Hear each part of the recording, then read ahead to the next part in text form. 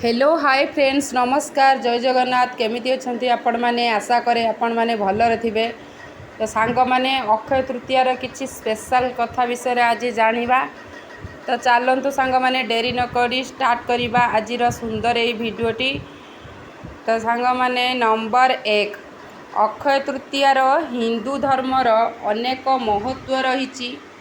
अक्षय तृतीया दिन सोना रूपा एवं चांदी किणा जिबा सहित कौनसी शुभ कर्म एही दिन शुभारंभ करा जाए। नंबर 2 एही दिन कौनसी भी समय रे आपण माने सोना रूपा भली धातु जिनिस किणी पारिबे। दिन सारा शुभ मुहूर्त रही थाए किंतु परिस्थिति खराब जोगु ओ आजिकाली सोनार बहुमूल्य जोगु किछि लोक सोना रूपा मुद्रा आदि किणी पारंती नाही। नंबर 3 एथिपाई कौनसी चिंता करंतु नाही। सोना रूपा मुद्रा आदि धातु भली एपरी कम मूल्यर एवं सहज जिनिस अछि जहाकु आपण माने किणिले सोना रूपा मुद्रा आदि जिनिस भली शुभ फल प्राप्त हेबो। आसंतु से विषय रे आज आमे वीडियो रे किछि जानिबा। नंबर 4 एही दिन माँ लक्ष्मी ओ भगवान विष्णु को कृपा मिली थाए। घरर समस्त आर्थिक समस्या दूर हेबा सह घरर सुख समृद्धि बढ़ी थाए। नंबर 5 अक्षय तृतीया एप्रिल 28 तारिख सोमवार पालन करा जिवो। एही दिन माँ लक्ष्मी को केउ जिनिस अर्पण कले माँकर कृपा मिली थाए आसंतु जानिबा।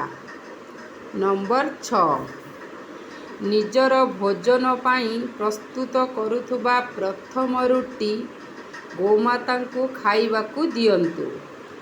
एहा द्वारा आपणको घरर सुख समृद्धि बढ़ी थाए। नंबर 7 घर भितरे किंबा ठाकुरंको पूजा घरे सर्वदा पूर्ण पानी पात्र रखंतु। नंबर 8 घरर मुख्य द्वार रे डाहाण पार्श्व रे स्वस्तिक चिन्ह अंकन करिबा उचित कारण एहा घरे मुख्य समृद्धिर वातावरण करिथाए। नंबर 9 जदि आपण माने प्रत्येक दिन मेडिसिन सेवन करूछंती तेबे उत्तर पूर्वर कोणरे मेडिसिन रखी खांतु कारण एहा द्वारा मेडिसिन रो प्रभाव भल होइथाए। नंबर 10 जदि घर रंग करूछंती तेबे मने रखंतु दक्षिण पूर्व कोण को सर्वदा गोलापी किंबा सबुज रंग दियंतु। एहा द्वारा घरे अजथा खर्च होई न थाए। नंबर 11 घरे अळंदु किंबा धूली हवा आदौ उचित नुह। एहा अशांतिर कारण होइथाए। नंबर 12 घरे सुखिला गछ रखिबा उचित नुह एवं बंचिथिबा गछर पानी देबा उचित। नंबर 13 आपणकर मुख्य द्वार जेतेबेले खोलुछंती किंबा बंद करूछंती सेतेबेले जेमिति कर्कश शब्द न हेबा उचित कारण एहा द्वारा घरे अशांतिर वातावरण सृष्टि होइथाए। नंबर 14 घरे केबे भी दक्षिण को गोड़ देई शयन करिबे नाही कारण एहा द्वारा दुस्वप्न आसी थाए। नंबर 15 जेतेबेले आपण सोउछंती सेतेबेले पश्चिम दिग को गोड़ करी शयन करंतु। एहा द्वारा आध्यात्मिक वृद्धि हेबा सहित मन शांति प्राप्त होइथाए। नंबर 16 निजर मुहरे कदाबी धूप दीप एवं आरती लिभांतु नाही। एहा द्वारा महापाप सह अशुभ होइथाए।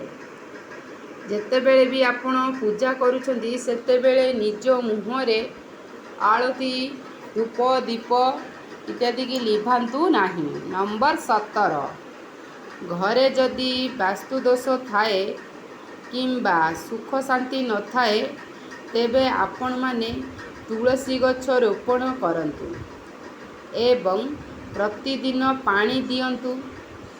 ନମ୍ବର 18, ପ୍ରତିଦିନ ସକାଳୁ ସ୍ନାନ ସାରି ସୂର୍ଯ୍ୟଙ୍କୁ ଜଳ ଅର୍ପଣ କରନ୍ତୁ ଏବଂ ଜଳ ଅର୍ପଣ କଲାବେଳେ ଓମ୍ ଆଦିତ୍ୟ ନମଃ ଏହି ମନ୍ତ୍ର 9 ଥର ଜପ କରନ୍ତୁ।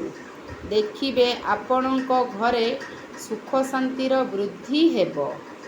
ନମ୍ବର 19, ପୂଜା ସରିଥିବା ବାସି ଫୁଲ କେବେ ବି ଠାକୁର ଘରେ ରଖନ୍ତୁ ନାହିଁ।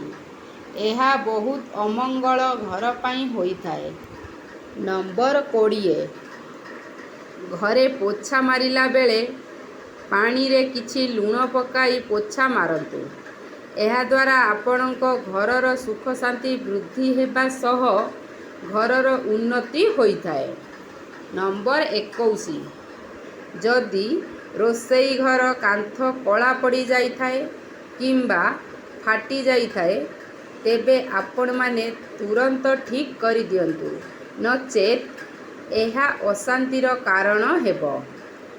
ନମ୍ବର 22, ଧଳା ରଙ୍ଗର ଗଣେଶଙ୍କ ମୂର୍ତ୍ତି ଘରେ ରଖି ପୂଜା କରନ୍ତୁ। ଏହାଦ୍ୱାରା ଘରେ ସୁଖ ଶାନ୍ତି ବୃଦ୍ଧି ହେବା ସହ ଘରେ ଲୋକମାନଙ୍କ ମଧ୍ୟରେ ପରସ୍ପର ସହ ପ୍ରେମ ଭାବ ଜାଗ୍ରତ କରିଥାଏ। ନମ୍ବର 23, ପ୍ରତିଦିନ ସକାଳୁ ପାଣି ସହ କିଛି କ୍ଷୀର ମିଶ୍ରିତ କରନ୍ତୁ। ସେହି ମିଶ୍ରିତ ଜଳକୁ ଘରର ଚାରିଆଡ଼େ ଛିଞ୍ଚନ୍ତୁ। ଏହାଦ୍ୱାରା ସୁଖ ଶାନ୍ତି ପ୍ରାପ୍ତ ହୋଇଥାଏ। ନମ୍ବର 24, ଘରେ ଯେତେବେଳେ ରୋଷେଇ କରୁଛନ୍ତି ସେତେବେଳେ ଗରମ କଡ଼ା କିମ୍ବା ଗରମ ହାଣ୍ଡିରେ କିଛି କ୍ଷୀର ଛିଟା ମାରନ୍ତୁ। ଏହାଦ୍ୱାରା ସେଥିରେ ରନ୍ଧା ହୋଇଥିବା ଖାଦ୍ୟ ପଦାର୍ଥ ଦ୍ୱାରା କୌଣସି ରୋଗ ବୈରାଗ ହୋଇନଥାଏ। ନମ୍ବର 25, ଘରର ଅଗଣାରେ ଅଁଳା ଗଛ, ବେଲ ଗଛ, ଅଶୋକ ଗଛ ଏବଂ କଦଳୀ ଗଛ ଲଗାଇବା ଉଚିତ। ନମ୍ବର 26, ଘରେ ବ୍ୟବସାୟର ବୃଦ୍ଧି ଓ ସୁଖ ଶାନ୍ତିର ବୃଦ୍ଧି ପାଇଁ 11ଟି ଅଭିମନ୍ତ୍ରିତ ଗୋମତୀ ଚକ୍ର ଘରେ ରଖିବା ଉଚିତ।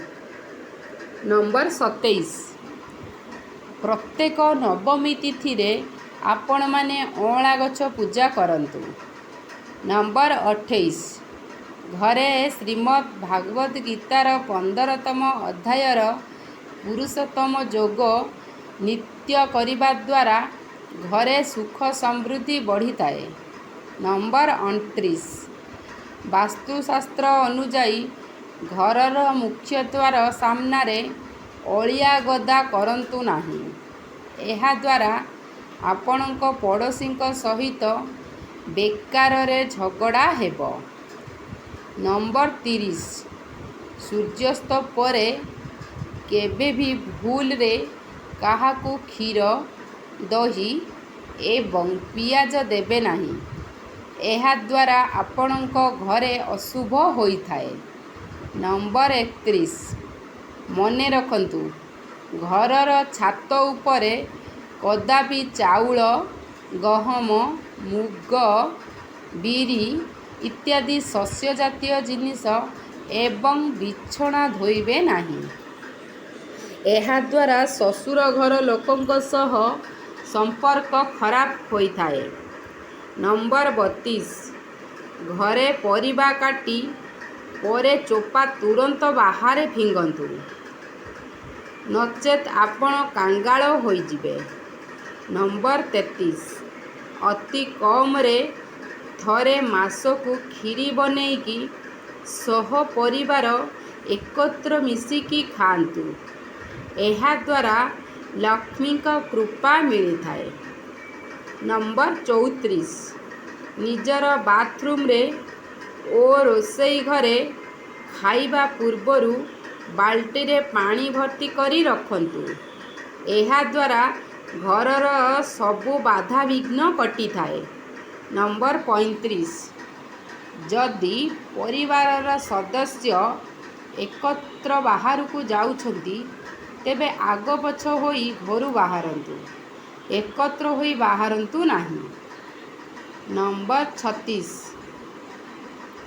ମା ଲକ୍ଷ୍ମୀଙ୍କ ପୂଜାରେ ହଳଦିଆ ସୋରିଷ ଓ ଯଅ ଅର୍ପଣ କରାଯାଏ। ତେଣୁ ଅକ୍ଷୟ ତୃତୀୟା ଦିନ ହଳଦିଆ ସୋରିଷ ନିଶ୍ଚୟ କିଣନ୍ତୁ। ନମ୍ବର 37, ଅକ୍ଷୟ ତୃତୀୟା ଦିନ କଉଡ଼ି ନିଶ୍ଚୟ କିଣନ୍ତୁ ଏବଂ ମାତା ଲକ୍ଷ୍ମୀଙ୍କ ପାଦ ତଳେ ଅର୍ପଣ କରନ୍ତୁ। ନମ୍ବର 38, ତା ପରଦିନ ଏହି କଉଡ଼ିକୁ ଲାଲ କପଡ଼ାରେ ବାନ୍ଧି ନିଜର ଆଲମିରାରେ ରଖନ୍ତୁ। ଏହାଦ୍ୱାରା ମାଙ୍କ ଦୟାରୁ ଆପଣଙ୍କ ଘରେ କେବେ ଧନର ଅଭାବ ହେବ ନାହିଁ। ତ ସାଙ୍ଗମାନେ, ଭିଡ଼ିଓଟି ଆପଣମାନେ ଧୈର୍ଯ୍ୟର ସହିତ ଶେଷ ପର୍ଯ୍ୟନ୍ତ ଦେଖିଥିବାରୁ ହୃଦୟରୁ ଆପଣମାନଙ୍କୁ ଧନ୍ୟବାଦ ଜଣାଉଛି। ଯଦି ଭିଡ଼ିଓଟିରୁ ଆପଣମାନେ କିଛି ଶିକ୍ଷଣୀୟ କଥା ଶିଖିପାରିଥିବେ, ତେବେ ଦୟାକରି ଆମ ସୋନା ରିତୁ ଲାଇଫଷ୍ଟାଇଲ୍ ୟୁଟ୍ୟୁବ୍ ଚ୍ୟାନେଲକୁ ଲାଇକ୍, ସେୟାର ଏବଂ ସବସ୍କ୍ରାଇବ୍ କରିବାକୁ ଭୁଲିବେନି। ଭଲରେ ରୁହନ୍ତୁ ଆପଣମାନେ। ଏତିକି ଶ୍ରୀ ଜଗନ୍ନାଥଙ୍କ ନିକଟରେ ମୋର ପ୍ରାର୍ଥନା ରହୁଛି। ନମସ୍କାର। ଜୟ ଜଗନ୍ନାଥ।